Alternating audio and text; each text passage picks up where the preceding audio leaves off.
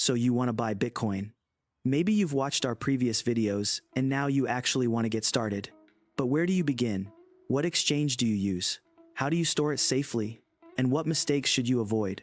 In this video, I'll walk you through exactly how to buy your first Bitcoin, step by step, in the simplest way possible. Let's dive in. Before we get into the how, let's quickly address the why. Why are you buying Bitcoin?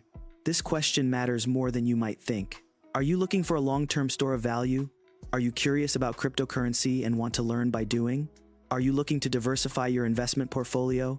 Knowing your reason helps you make better decisions about how much to buy and how to store it. There's no wrong answer, but having clarity on your goal is the right starting point. Now let's talk about how much to invest. Here's a simple rule that experienced crypto investors follow. Never invest more than you can afford to lose completely. Bitcoin is volatile. Its price can drop 50% in a matter of months. This has happened multiple times in Bitcoin's history. Start small. Many people start with as little as 50 or 100 euros or dollars just to learn the process. You don't need to buy a whole Bitcoin. You can buy a fraction. Even €1 worth of Bitcoin is a valid starting point. Step 1 is choosing a cryptocurrency exchange. An exchange is simply a platform where you can buy and sell cryptocurrencies. Think of it like an online broker for crypto. There are many exchanges available, but not all are equal. You want to look for exchanges that are regulated and compliant with local laws, have strong security measures, are easy to use for beginners, have reasonable fees, and have good customer support. Some of the most popular and reputable exchanges include Coinbase, which is particularly beginner-friendly and available in most countries, Binance, which is the world's largest exchange by trading volume with very low fees, Kraken, which is known for strong security and good customer support, and bitvavo, which is very popular in the Netherlands and Europe with competitive fees and Dutch language support. For most complete beginners, Coinbase or bitvavo are excellent starting points due to their simplicity and user-friendly interfaces. Step 2 is creating and verifying your account. Once you've chosen an exchange, you need to create an account.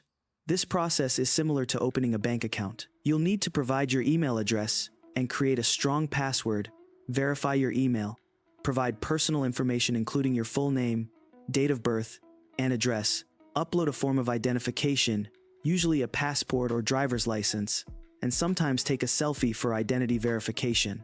This verification process is called KYC, which stands for Know Your Customer. It's required by law in most countries and is actually a good sign. It means the exchange is operating legally and your funds have some level of protection. Verification can take anywhere from a few minutes to a few days depending on the exchange. Step 3 is securing your account. Before you deposit any money, make sure your account is properly secured. Enable two-factor authentication, also called 2FA. This adds an extra layer of security by requiring a code from your phone in addition to your password when logging in. Use an authenticator app like Google Authenticator rather than SMS for better security. Create a unique, strong password that you don't use anywhere else. And never share your login details with anyone. Step 4 is adding funds to your account. Once your account is verified and secured, you can deposit money. Most exchanges accept bank transfers, which are usually free or very low cost, credit and debit cards, which are faster but often have higher fees, and sometimes PayPal or other payment methods. Bank transfers are generally the recommended option for larger amounts as the fees are lower. For your first purchase, a simple bank transfer works perfectly. Transfer the amount you want to invest, keeping in mind our earlier advice to start with an amount you're comfortable potentially losing. Step 5 is buying Bitcoin.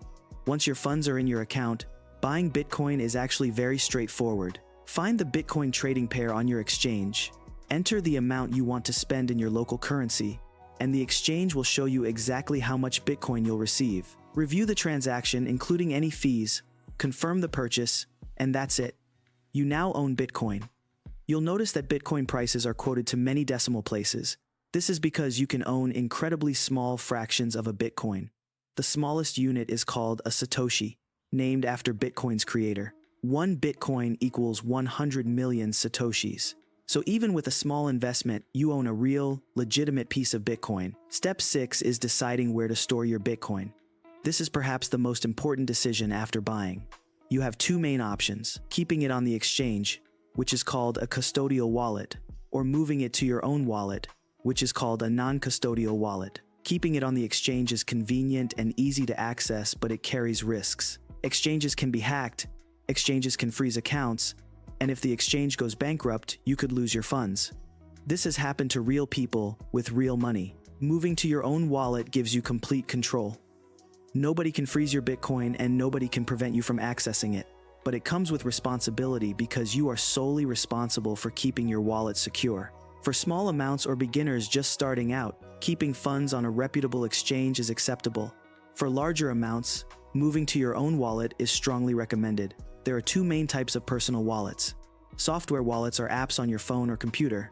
They're free, convenient, and good for smaller amounts, with popular options including Trust Wallet and Exodus. Hardware wallets are physical devices that store your Bitcoin offline. They're the most secure option for significant amounts, and Ledger and Trezor are the most popular and trusted hardware wallet brands. Whichever wallet you choose, you will receive a recovery phrase. This is typically 12 or 24 random words. Write these words down on paper and store that paper somewhere extremely safe. This recovery phrase is the only way to recover your Bitcoin if you lose access to your wallet. Treat it like the combination to a safe containing everything you own, because essentially that's what it is. Never store your recovery phrase digitally, not in a photo, not in an email, not in a cloud document, only on paper or metal, stored physically somewhere safe. Let's quickly recap the most common mistakes beginners make when buying Bitcoin for the first time. Using unregulated or suspicious exchanges to save on fees. Not enabling two-factor authentication. Investing more than they can afford to lose because of FOMO, fear of missing out. Losing their recovery phrase and therefore losing their Bitcoin forever. And panic selling during price drops instead of sticking to their long-term plan. Avoid these mistakes and you're already ahead of most beginners. One final thought before we wrap up. Dollar cost averaging is a strategy worth knowing about. Instead of investing everything at once and risking buying at a peak, you invest a fixed amount regularly. For example, 50 euros every week or month regardless of the price. This smooths out the volatility over time and removes the stress of trying to time the market perfectly. Many experienced investors swear by this approach as the smartest way to build a Bitcoin position over time. If you found this guide helpful, make sure to subscribe for more crypto content. In the next video, I'll explain the best crypto wallets for beginners and how to choose the right one for your needs. Thanks for watching, and I'll see you in the next one.